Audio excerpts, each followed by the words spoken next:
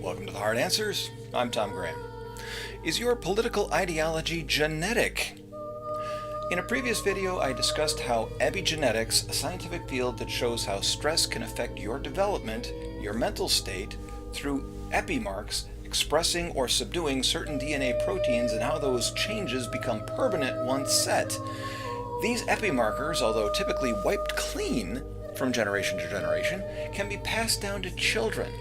Epimarks are given credit for some instances of mental health issues, some instances of incredibly high IQs, and even instances of homosexuality. Can your political beliefs be passed down from your parents or your grandparents? There are natural processes in your brain that permanently change your personality based on your experience. Epigenetic researchers believe that a fair amount of mental health problems were passed down to later generations after the Great Potato Famine in Ireland through epimarkers.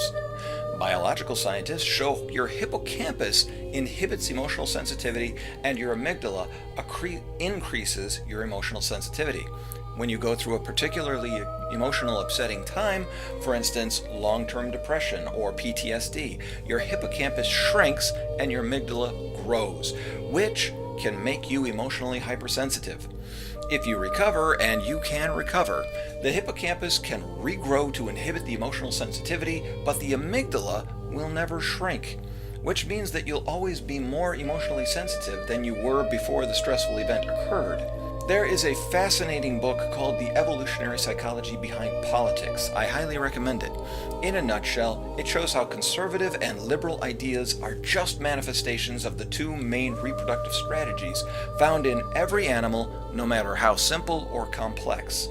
Our selection is the most evolutionarily fit strategy for environments that provide abundant, easily accessible resources regardless of predation.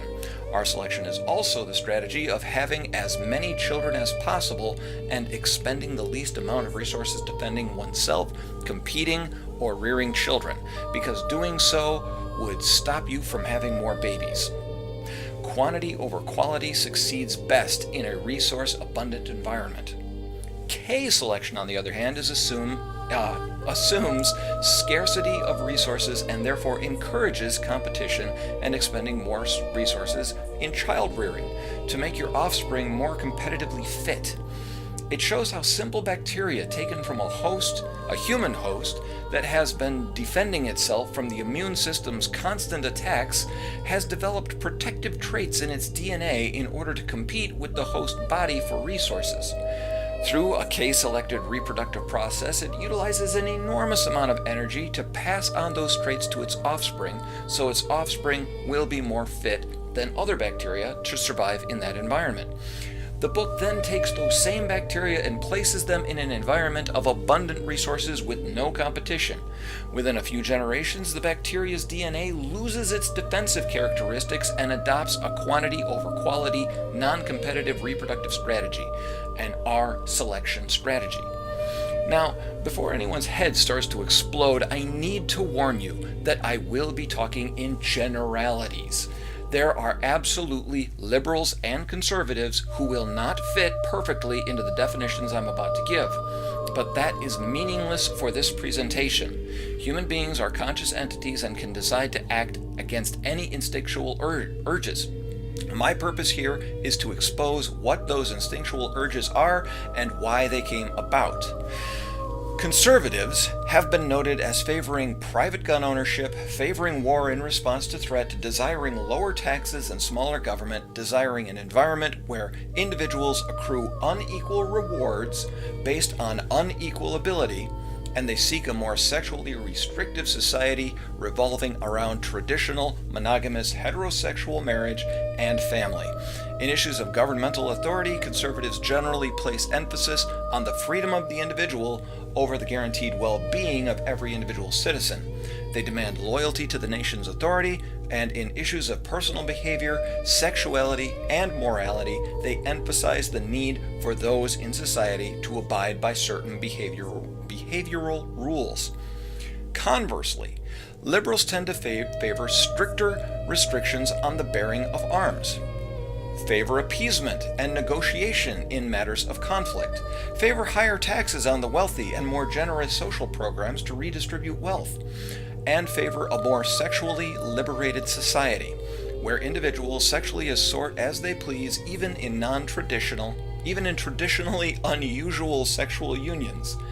In matters of governmental authority, they place emphasis on the need for government to provide for the safety and security for each citizen over the freedom of the individual. While in issues of personal behavior and morality, they emphasize a freer, less restrictive society. Each side of the political divide would seem to have its own unique perception of ideal human behavior, restricted in certain areas, liberated in others, and each exactly the opposite of the ideal espoused by its contrary ideology. Our two main political ideologies seem to be mere intellectual outgrowths of the two main reproductive strategies and have been described in the field of evolutionary biology for decades. Conservatism sprung from the K strategist, who behaves the way they do because of perceived resource scarcity, and liberalism sprung from the R strategist, who behaves the way they do because of a perceived resource abundance. The book even touches on speculation of where libertarians came from and why they will never be a majority party, even though they are the most able to find common ground between the two ideologies. I have to warn you, this book was made by an author calling himself or herself the anonymous conservative, so at times it goes into some anti-liberal rants questioning their national loyalty, stating their tendency towards deceit and trickery to pit one established group against another, all for personal gain. So you need to take the book with a grain of salt, try to look past the derision, and focus on the merits of the book. It's also important to realize that everyone perceives abundance or scarcity differently. If a child is born into a home with no children, even if that family is poor, those parents might give that child the perception of abundance. A rich child might get the perception of scarcity. The first child in a family might get the perception of abundance, while the third or fourth child getting hand-me-downs might perceive scarcity. The book gives great and convincing insight into the reproductive strategies and how abundance and scarcity manifest into public policy. Liberals are born into environments of perceived abundance. These are the people who have no idea of what it is to be without anything, and they can't stand the idea that anyone in their society, or any other society for that matter, has to go without anything. They want to bring poor immigrants into our country to share our prosperity with no expectations of them competing in the workforce. They want to redistribute the wealth of the wealthier individuals to the poorer, and they become anti-military, anti-corporation, and anti-capitalist because these things represent the virtues of competitiveness and merit. By contrast, conservatives are born into perceived scarcity. They develop the instinct to fight for what they have. They form strong bonds in like-minded groups. They relish competitiveness and meritorious yet unequal outcomes. It also makes clear that there is not a binary liberal versus conservative. Each of us falls somewhere between the extremes of each ideology, left or right-leaning. Due to factors too numerous to list, economic conditions, working conditions, parental involvement in child rearing, education level, family resources, religious values, etc. K and R selection is just one factor that influences. It does not override everything else. It touches on how these reproductive strategies influence what economic system each group tends to lean toward. K selection tending toward capitalism, where determination, effort, and ability are rewarded, and R selection tending towards socialism and communism, where determination, effort, and ability are just random attributes that you're born with, and through regulation should not benefit the individual any more than they benefit the collective. It touches on how these reproductive strategies influence what social policies each group tends to lead toward. K selection promoting married couples rearing children and keeping children out of sexual activities and teaching them traditional moral values is of the utmost importance. Our selection, promoting sexual promiscuity at an early age, promoting that all fighting, even in self-defense, is bad, that everyone deserves a trophy for participating, and that everyone should be included regardless of merit, regardless of in-group membership. Personal defense. K-selected. Promote gun ownership for personal defense, even against a tyrannical government. R-selected simply can't see any way a democratically elected government of the people could possibly become tyrannical in the current year. Unless, of course, it's the opposition party, then they completely understand. In fact, then they start buying guns. I guess that just proves that elections are good for gun shops. Foreign policy. K-selected will promote in-groups and out-groups and competition in foreign economic policy. R-selected will try to stifle competition and promote conflict between in-groups and open borders to out-groups. K-selected readily goes to war, while R-selected try to appease the enemy, even to the detriment of their own warriors. R-type psychology believes that our own people are evil, wrong, and unfair, while its enemies are more noble, justified, and moral. Governmental size and scope. K-selected wants to compete in a free market, unencumbered by regulation, enduring the consequences of bad decisions and reaping the reward for good decisions. The role of government is to effectively and efficiently foster a competitive market and enforce contracts and reduce fraud. Basically, create a good capitalist system. Government should be minimal in size and scope. R-selected want to live in an R-selected want to live in an environment with abundant resources, free of competition or conflict. The job of the government is to redistribute wealth and care for those not able to compete effectively, as well as to stifle the evil that is competition. Since the majority of our population tends to agree with K-selected values, the R-selected population needs a large, powerful government to control all of them. The farther left you go, the bigger the government they want. National sovereignty is related to how much bigger the government can get. The liberal wants to cede to the United Nations, the World Court, or other international treaty to uniformly oppress everyone and avoid conflict between nations. By contrast, the conservative will oppose infringement on national sovereignty, will fully support engaging in conflicts and international competition.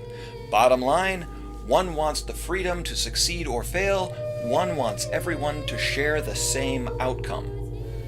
The book then backs up its claims of the differences between conservatives and liberals with scientific studies and evidence regarding liberal versus conservative brain structures, genetic aspects of political ideology, dopamine and oxytocin, social science, child rearing, and RK psychologies, how epigenetics solidify ideology, depression, infection, and anti-competitiveness, personality traits of political ideologues. It then goes on to explain historical events through the eyes of reproductive strategies. You may or may not agree with the book's conclusions, but the evidence is powerful and a good read. But make sure, after each chapter, you tell yourself you cannot judge an individual based on a general tendency of a group. Every individual must be judged on their unique attributes. You can't judge individual men or women based on genetic tendencies of the sexes.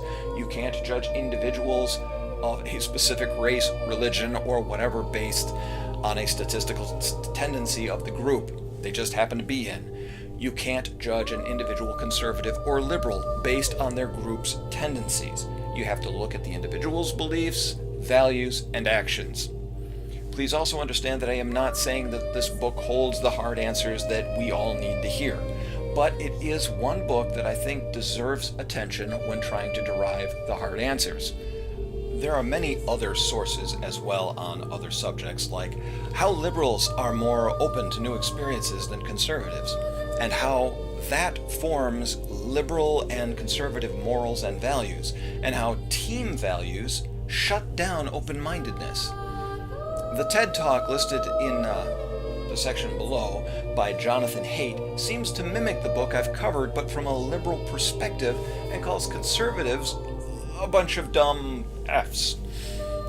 So when you hear the same argument from both sides, especially when you hear how it makes the opposite side a bunch of dumb Fs, you have to sit up and take notice. Maybe there really is something to this. The Jonathon Haidt video shows a painting depicting a history of abundance turning into scarcity. Even the social decay picture in the video is explained through our selection taking over during times of abundance, and then when resources become scarce, K-selection and competitiveness happens, and that, to the liberal mind, is hellish. Please press the subscribe button if you liked this video. If you disagree with me, please leave a comment. My ears are always open and I always learn new things every day when people disagree with me. I'm Tom Graham. I'll see you next time on The Hard Answers.